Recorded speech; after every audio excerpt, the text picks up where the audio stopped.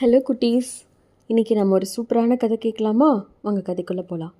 நம்ம கதையில் இந்த குட்டி பையன் என்ன பண்ணுறான், தினமும் டைரி எழுதுவான்.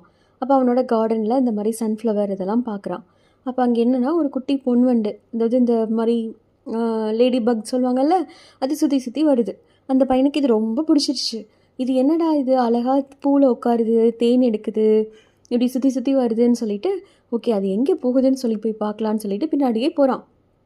அது என்ன பண்ணுது, ஒரு சன்செட் ஆகும்போது அந்த சன்ஃப்ளவருக்குள்ளே ஓடி வந்து ஒளிஞ்சிக்குது.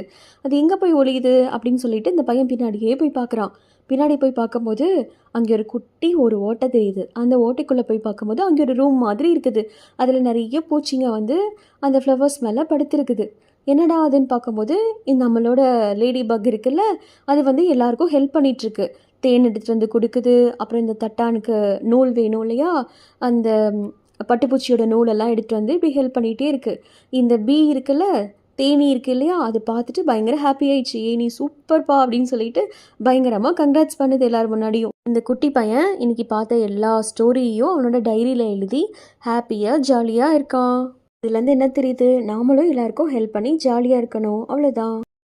Good night, sweet dreams.